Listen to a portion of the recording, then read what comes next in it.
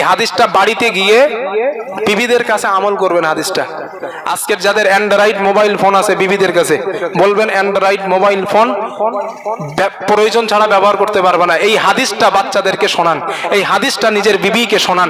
এই হাদিসটা যখনই বাড়ি আসবেন নিজের পরিবারের কাছে এই হাদিসটা গল্প শুধু করতেই থাকেন, একই হাদিস শুধু গল্পই করতেই থাকেন। একটা হাদিস মন দিয়ে শোনেন।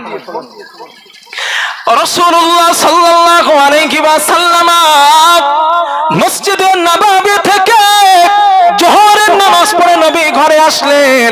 আল্লাহর নবী এসে দেখেন আম্মা জান আয়েশা সিদ্দিকা রাদিয়াল্লাহু তাআলা আনহার ঘরের দরওয়াজাটা বন্ধ। আল্লাহর নবী বাইরে থেকে সালাম দিলেন, ঘরের মধ্য থেকে সালামের কোনো জবাব নাই। আল্লাহর নবী দুইবার সালাম দিলেন, ঘরের মধ্য থেকে কোনো জবাব নাই।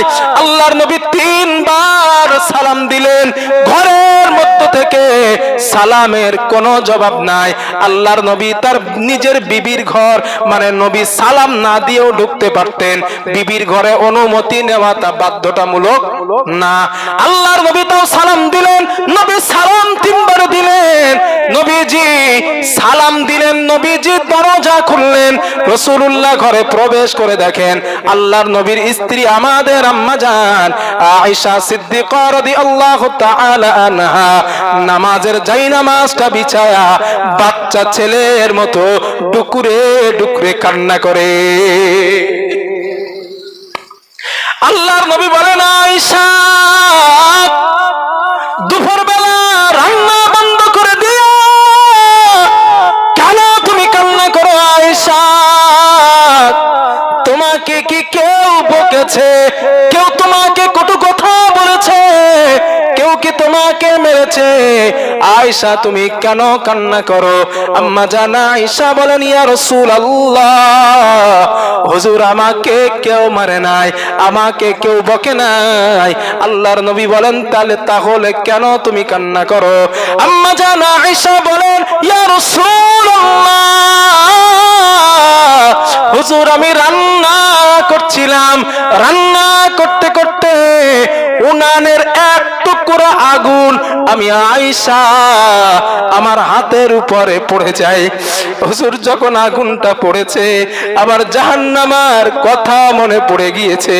ও নবী আপনি তো আমাকে বলেছিলেন আয়েশা জাহান্নামের আগুন দুনিয়ার আগুনের থেকে 70 গুণে তাপ বেশি। ইয়া রাসূলুল্লাহ এই দুনিয়ার সাধারণ আগুনের টুকরা আমি আয়েশার হাতে পড়ার কারণে আমি আয়েশা সহ্য করতে পারি না। কিয়ামতের দিন যদি আমার কোনো অপরাধের কারণে আবার আল্লাহ আমারে জাহান্নামে দেয়, আমি যদি জাহান্নামে যাই আমি আয়েশা জাহান্নামের আগুন কেমনে সইব? ইয়া রাসূলুল্লাহ এই জন্য রান্নাটা বন্ধ করে দিয়া আমি আল্লাহর কাছে দুটো হাত তুলে জাহান্নামের ভয়ে কান্না করছি। হুজুর আমি জাহান্নামের ভয়ে কাঁদি। আল্লাহর নবী আয়েশার গালের মধ্যে হাত বোলায় আর বলে হুমায়রা কান্না করো না, কান্না করো না।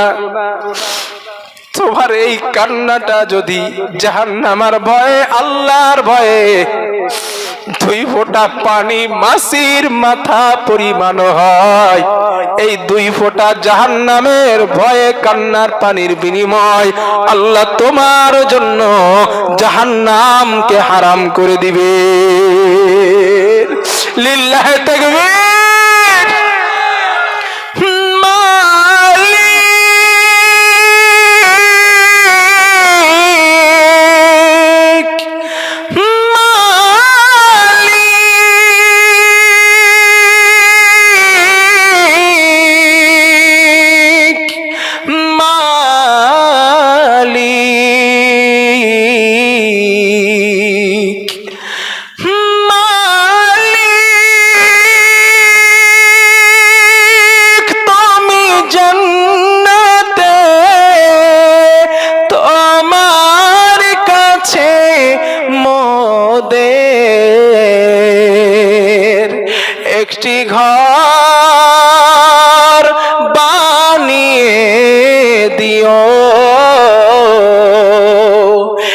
একটি ঘর বানিয়ে দিও মালিক